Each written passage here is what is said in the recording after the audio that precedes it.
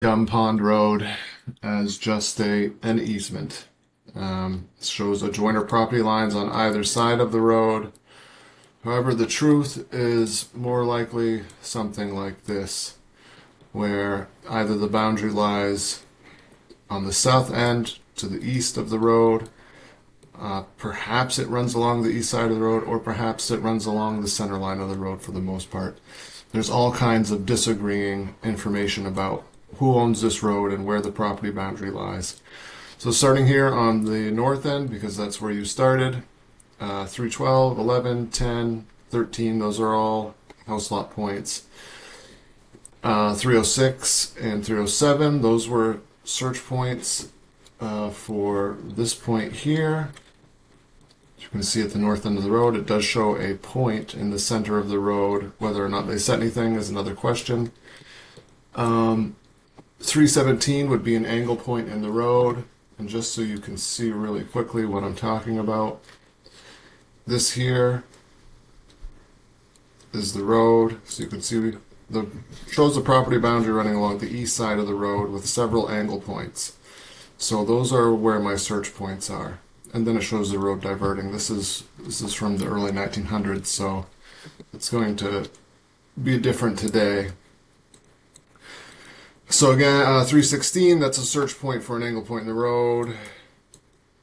We'll want to make the search wide. Search for these points wide. Maybe it's in the ditch, maybe it's in the center. I doubt it's on the west side of the road, but it might be.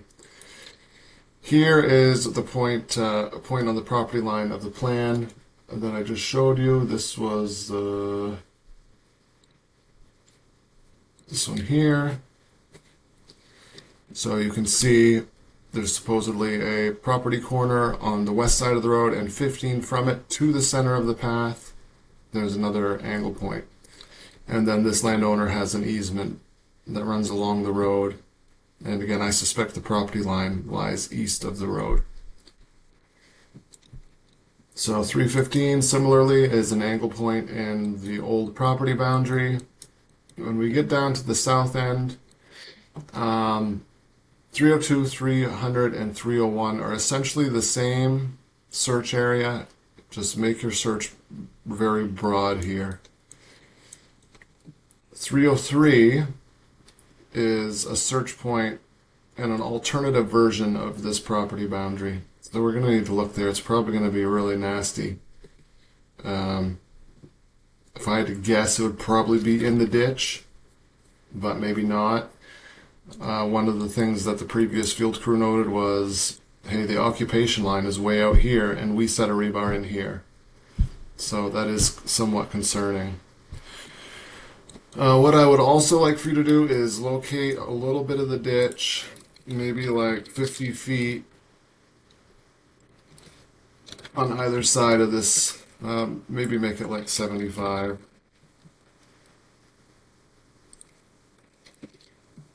Do like 75 feet on either side of this point here.